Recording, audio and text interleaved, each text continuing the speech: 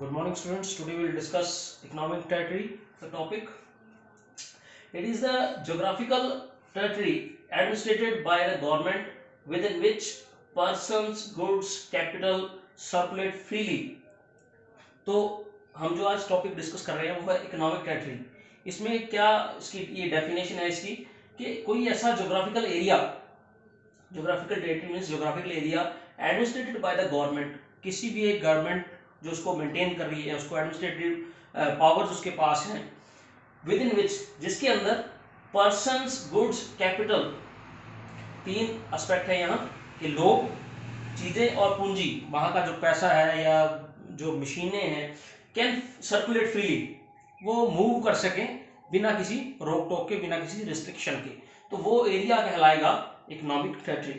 What we have to include in it, क्या क्या हम इसमें इंक्लूड कर सकते हैं, वो लिखा है हमने political frontiers including water, territorial water, air space. तो इसमें क्या क्या ऐड हम कर सकते हैं। एक तो पॉलिटिकल बाउंड्री, जैसा हम मैप, इंडिया का मैप देखेंगे तो हमारे माइंड में एक पिक्चर क्लियर हो जाती है कि इंडिया का एक पर्टिकुलर एरिया है जहां इंडियन गवर्नमेंट पूरी अपने राइट्स और रिजर्व है उसके पास, वो वहां पर एडमिनिस्ट्रेशन करती है। इसके साथ साथ यहाँ हमने मेंशन किया है कि जो इसमें हमने मेंशन किया है टेरिटोरियल वाटर। ये क्या है, ये समझने वाला टॉपिक है कि जो इंडिया है उसकी जो सी बाउंड्रीज हैं या कोस्ट लाइन है, उसके पास लगभग 22 किलोमीटर का जो एरिया है, जो समुद्र के अंदर का एरिया है जो 22 किलोमीटर का, वो भी इंडिया की इकोनॉमिक टेरिटरी का हिस्सा है। वहां पर भी इंडियन गवर्नमेंट को फुल कंट्रोल है वहां उस एरिया के ऊपर, और वो इकोनॉमिक टेरिटरी का पार्ट बनता है। वहाँ हमारी नेवी अपनी सर्विसेज देती है। वहाँ जैसे हमने आगे भी इसमें मेंशन किया है, फिशिंग वेसल्स वहाँ ऑपरेट होते हैं। तो ये जो एरिया है ये भी हमारे डोमेस्टिक टेरिटरी का पार्ट है।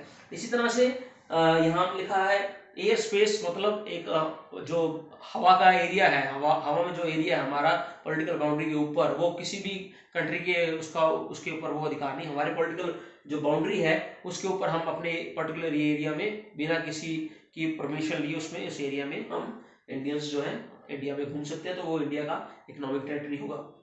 इसके साथ ही embassies, military bases etcetera located abroad. इसमें क्या है कि ये तो पॉलिटिकल बाउंड्री हमने जो देखी, लेकिन इसके साथ साथ सपोज जापान है, जापान में इंडियन एम्बेसी है, तो वो जापान में जो इंडियन एम्बेसी है वो हमारी डोमेस्टिक टेरिटरी का हिस्सा है, डोमेस्टिक या कहें हम इकोनॉमिक टेरिटरी का हिस्सा है।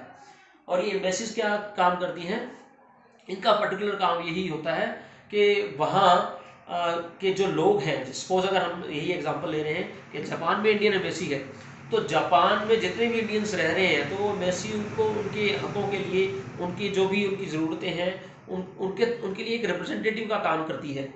और इसी तरह से हम यहाँ आगे हैं मिलिट्री बेसिस, कि किसी अगर इंडिया ने किसी दूसरी कंट्री में जाके अपना मिलिट्री बेस बनाया है उसको देश की गवर्नमेंट की परमिशन के साथ, तो वो उस एरिया में जो हमारे ऑफिसर्स काम कर रहे हैं उनको जो भी सैलरी जा रही है वो, क्योंकि डोमेस्टिक टेरिटरी का हिस्सा, क्योंकि वो जो इंडियन गवर्नमेंट ने ही उनको वो पेमेंट देनी है, तो वो भी हमारी डोमेस्टिक टेरिटरी का हिस्सा है। इसके साथ ships, aircrafts operated by the residents between 2 और मोर कंट्रीज, के जो जितने भी शिप्स हैं, जो पानी वाले जहाज हम देखते हैं वो मूव कर रहे हैं, सपोज जापान से लेकर सिंगापुर तक कोई शिप जा रहा है, वो किस द्वारा ओन्ड है, यहाँ हमने मेंशन किया है रेजिडेंट्स।